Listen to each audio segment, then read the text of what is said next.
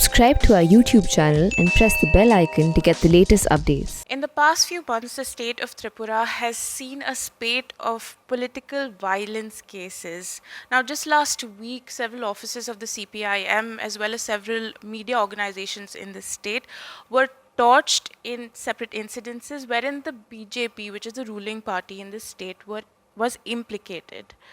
To understand, the genesis of political violence in this state, where it might have started, if it's a prevailing phenomena, its implications on state politics, and what the future looks like in the political landscape in the state, the print has reached Agartala. Right now, joining me is Mr. Pradyot Manakya Burma, who is the scion of the Tripura royal family, of the former chief of the Congress party in this state, who in 2019 also floated his own party, the Tripura Mota. Welcome to the Prince. Hi. So as I said, hitting the, we can just start from these cases itself. So are these cases, these kinds of cases, new to this state? What is the genesis of this sort of political violence? No, I think you'll have to take this in the entire context. I think anywhere in India where there is large scale of communist presence, whether it is West Bengal, Kerala, or in Tripura, there has been a culture of political violence, social boycott, and so on and so forth. And this intolerance, political intolerance, has remained in the state. Even in West Bengal, if you see, the communists are no longer there. They are zero in the assembly. Yet their culture has been adopted by newer political parties or different political parties who are fighting for the space. And the same thing has happened in Tripura, where the communists today may no longer be in power, but their culture of violence, intolerance, social boycott has prevailed, has continued to prevail in Tripura. And what you are seeing here is a continuation of the same acts of violence, only under different flags and banners. So you are saying that this is something that the state has seen in the 30-year rule of the Communist Party? Not only 30, I think it's been there for the last 50, 60 years. You've seen MLAs being hacked to death. You've seen party workers being murdered. At one time, it was under the garb of the communist. Now it's under anyone who is in power. When Congress was in power, between 88 to 93, there was political violence towards the left by the Congress. So I think this is a very sad state of affairs, and it just reflects why Tripura is in the news for all the wrong reasons. I think political intimidation has become a part of our culture, and that was largely adopted because of the way the communists looked up to West Bengal and even Kerala to a certain degree. And today they are paying the price by the BJP, who at one point were communists themselves, or Congress. I would like to ask you, where does the BJP fit into this? Because last week, as we've seen, these cases of political violence, the CPIM head office was torched. The offices of several media organizations were torched, and they were implicated. So, do you think that this is something which is being propagated by the BJP? Do you think that they are now attacking other opposition parties? Yes, it's happened. BJP is doing that. And before that, the communists were doing it when they were in power. There were a lot of workers who were killed of the Congress party, of INPT and the other regional parties. So today, it's revenge politics. Whoever is in power tries to take the revenge of whoever was attacked when they were out of power. So it's very clear that BJP is behind this. And BJP has learned this act of intimidation by they imitating the communists who have done the same thing not very long ago. They were doing it 3 years ago, 3.5 years ago. So that's it. The former Chief Minister of the state, Manik Sarkar, in a recent interview said that his party is being targeted by the BJP. As you said, that the baton is basically being passed on.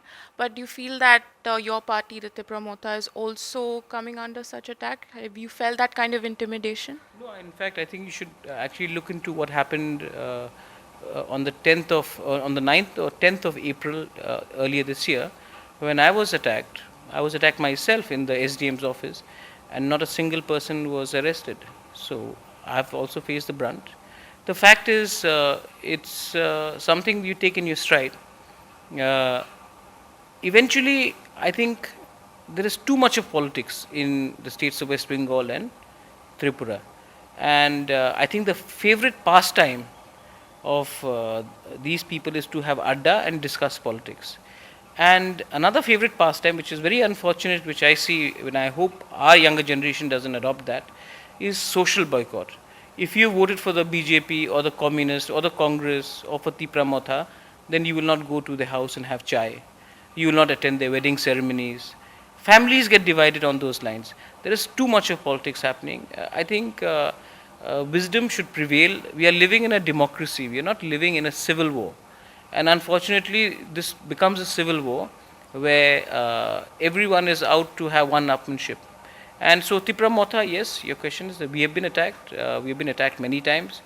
Many of our people have retaliated, and I'm quite against that as well, because eventually 80% of the public do not want disturbances.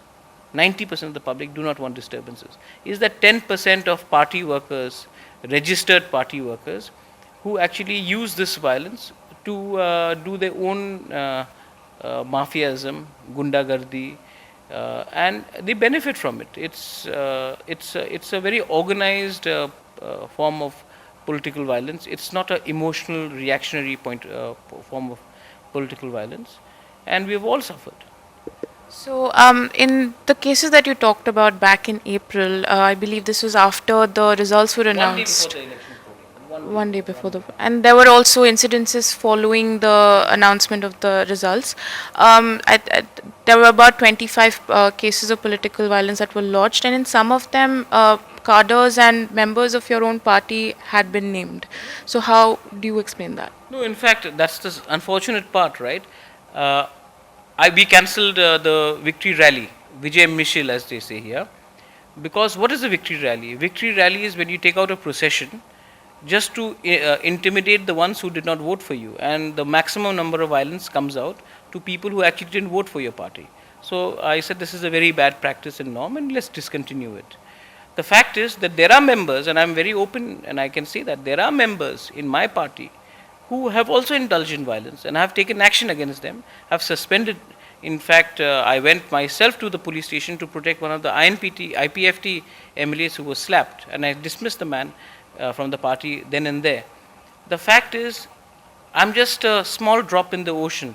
I didn't grow up in this culture of political violence. I studied in Shillong, where we saw a certain amount of honor, where the leader of the opposition, the chief minister, would sit together and have a cup of tea together. Here, there is a lot of hypocrisy. So, yes, I probably will be the only one to say that my members have indulged in violence, and I've taken action against them. I would like to do more, but the other side also has to take some reciprocate action, and nobody is doing it. And that's why I think that there is too much of politics happening. I think people need to take a step back, relax, take a deep breath, and realize that in the end, we are only hurting the image of the state.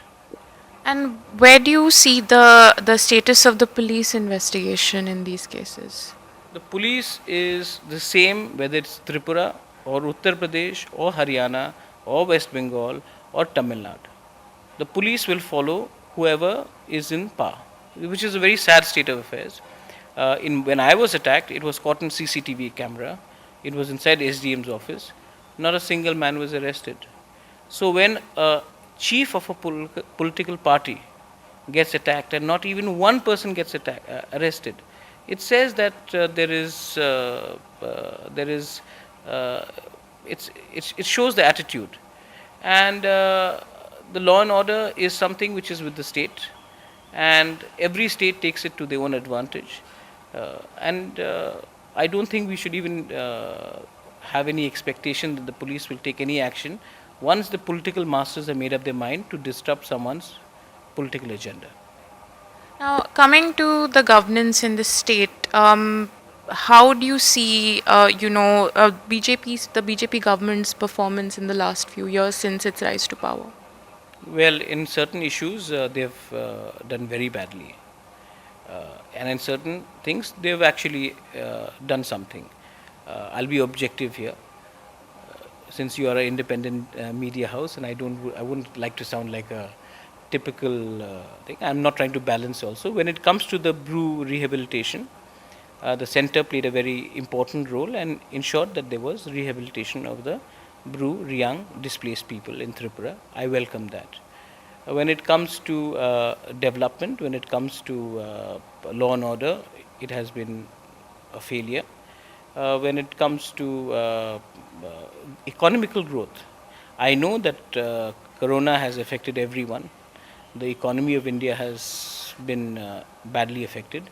But Tripura was already badly affected before Corona started, and it's only hurt us more. So I would rate this government's performance below average right now.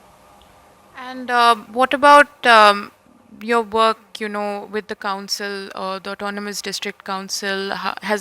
What are the kind of challenges that have been? Well, see, one of the biggest, there are two big challenges for all councils. First, there's no anti defection law. So that means people who have big bags, money coming in from Delhi, can always lure members of the council to switch to the richer side. The second is that there is no direct transfer of funds from Delhi straight to us. So what happens is that the money is routed through the state government, and if you do not toe their line, they tend to squeeze you, and that kills the entire autonomy of the autonomous councils. So this is what's happening in Tripura. Fortunately, I think our community, which is largely is the basis of the autonomous district council, has made it very clear that they do not want a national party to be in charge of the hills. And so there is pressure on the people on the opposition and on the ruling side not to disrupt the continuity of the council. However, I don't think that the state government has been generous. In fact, they've been very miserly towards sending funds to us.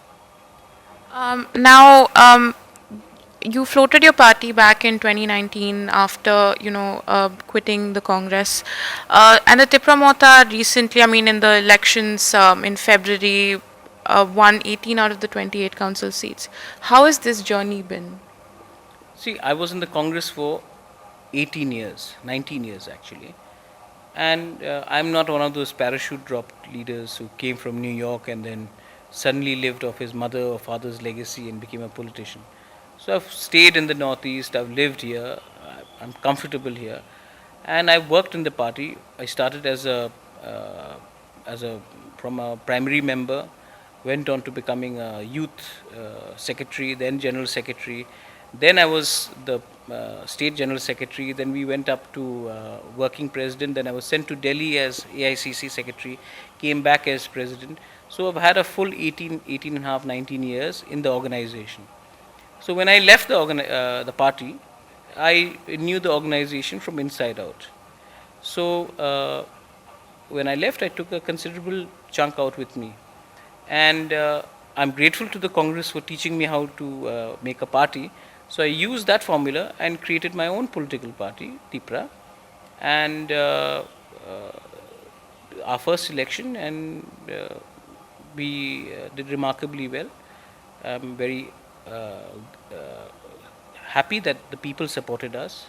We have got a lot of young councillors, and the Congress party, which did not support me at that time, got roughly 1.8% of the votes. So Congress should introspect and find out where they went wrong, because less than 2 years ago I was the Congress president, but they thought that they had better ideas. So, with regard to your victory in the tribal and the council elections, what significance would that have for the upcoming polls? When we talk about the tribal vote in the state. See, it's just not the tribal vote. There are the Muslim votes, there are the Hindustani voters, there is a lot of Bengali voters who also supported us. So I would say that we are the only political party right now in Tripura with an established vote bank. All the other parties are fishing in troubled waters. Some are trying to take away communist share of votes. Somebody is trying to take BJP share of vote. Trinamool is trying to create their own vote bank. Congress is trying to hold on to whatever little it has. So we would be the only ones who are comfortable in a certain position. And we are very clear that we are not going to compromise on our core ideology. So, what are your plans for the 2023? We're going to fight it out alone. We have a clear, specific demand of Greater Tripura land.